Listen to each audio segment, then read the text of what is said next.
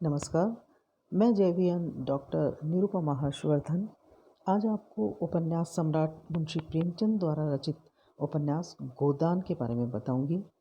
प्रेमचंद जी ने उपन्यास की रचना 1935 में की थी। गोदान कृषक जीवन पर आधारित उपन्यास है। इस उपन्यास में प्रेमचंद जी ने उपन्यास के नायक होरी के माध्यम से कृषक जीवन की समस्याओं और उसके शोषण का यथार्थ चित्र प्रस्तुत किया है।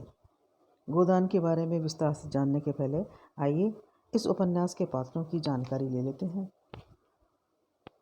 गोदान के बहुत से पात्र हैं और इसमें पात्रों की भरमार है। आइए हम जानते हैं पहले पुरुष पात्रों के बारे में। होरी गोदान का नायक है। होरी नाम का कृषक है जो कि गोदान का नायक है। हीरा और शोभा होरी के भाई हैं। गोबर होरी का पुत्र है और भोला झुनिया का पिता है। राय साहब अमरपाल सिंह जमींदार हैं। प्रोफेसर मेहता यूनिवर्सिटी में दर्शन शास्त्र अध्यापक हैं। मिस्टर खन्ना बैंक के मैनेजर एवं शक्कर मिल के मैनेजिंग डायरेक्टर हैं। श्याम बिहारी वकील और बीमा कंपनी के एजेंट हैं। मिर्ज़ा खुर्शीद लखनऊ में जूते की दुकान करते हैं और दिल लगीबाज व्यक्ति हैं। पंडित ओंकारनाथ बिजली पत्र के संपादक। पंडित दाता दीन गांव के प्रमुख व्यक्ति हैं और ये माता दीन के पिता हैं। झिंगुरी सिंह गांव के ठाकुर महाजन हैं। नोखीराम जमींदार के कारकुन हैं। पटेश्वरी गांव का पटवारी और मंगल शाह गांव का सबसे धनी व्यक्ति हैं। गंडा सिंह थानेदार हैं। माता दीन दाता दीन का पुत्र है। तो इस प्रकार से ये पुरुष पात्र हैं। और अब हम जानते हैं स्त्री पात्रों के बारे में।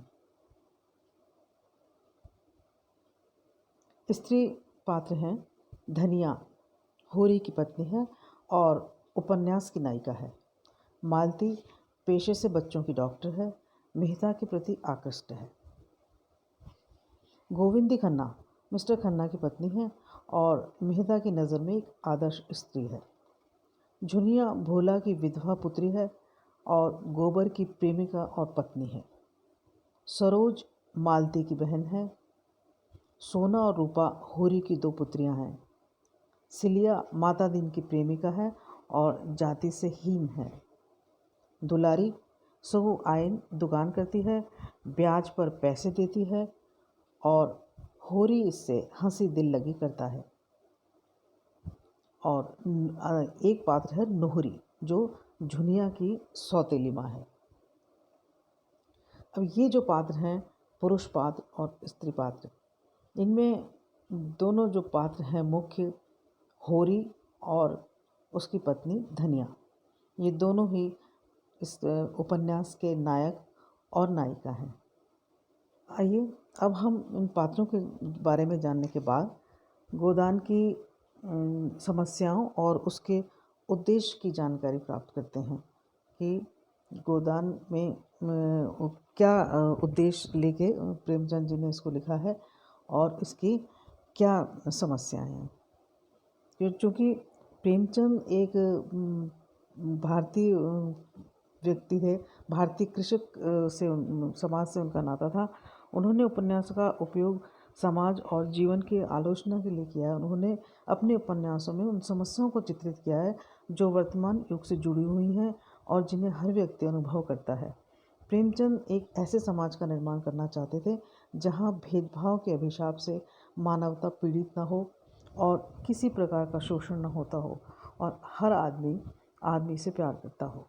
तो ये चाहते थे कि हर तरह से समाज के अंदर एक भाईचारे की भावना हो, आपस में प्यार हो और कोई किसी से झगड़ता ना हो। कृषक जीवन की अनेक समस्याएं हुआ करती हैं। कभी ऋण की समस्या, कभी उस प्रकृति से परेशानी, प्राकृतिक विपदा, कभी खेत की जल जाने की समस्या, कभी पाला पड़ जाने की समस्या, कभी फसल खराब हो जाने की समस्या। इस प्रकार से कई जो समस्याएं हैं वो कृषक जीवन में आती हैं और उसको बेहाल कर जाती हैं। इसी प्रकार से यहाँ जो प्रेमचंद ने उपन्यास लिखा है इसमें भी कृषक जीवन की समस्या है और तरह तरह से जो होरी है वो परेशान होता है। कुल मिला के वो ऋण से दबा रहता है और उसका अंत जो है इसको ऋण को चुकाने में ही होता है। कुल देखा जाए तो होरी सारी जीवन संघर्ष की ओर रहता है, संघर्ष करता रहता है और कभी भी उस ऋण और संघर्ष से वो मुक्त नहीं हो पाता है। तो इसमें जो गोदान है उसमें कृषक जीवन की समस्या है और साथ में इसको जो इन्होंने प्रेमचंद जी ने जिस उद्देश्य से इसको लिखा है कि इन्होंने बताया कि कृषक के जीवन में समस्याएं तो रहती हैं और उसका शोषण भी हर दृष्टि से होता है। उसकी हालत ऐसी होती है इतना पूरे संसार को अन्न देने वाला खुद दीन हालत में रहता है और उसकी हालत ऐसी रहती है कि वो मुश्किल से उसका गुजारा हो पाता है। तो ये कहते हैं कि जो कृषक है उसकी समस्याएं गिनाई नहीं जा सकती और वो उन समस्याओं के साथ ही जीता है। तो हमने अभी जाना कि गोदान किसने लिखा है, गोदान की रचना कब हुई, गोदान के कौन कौन से पात्र हैं, पुरुष पात्र और स्त्री पात्र, और किन समस्याओं को लेकर या किस उद्देश्य को लेकर इसकी रचना हुई है। आज बस इतना ही। आप लोग इसको अच्छी तरह से और पढ़ें और इसका अभ्यास करें। इस अगले वीडियो में अगली बार अगले चैप्टर में मैं आपको इसकी समस्याओं को, गोदान की समस्याओं को विस्तार से समझाऊंगी। नमस्कार।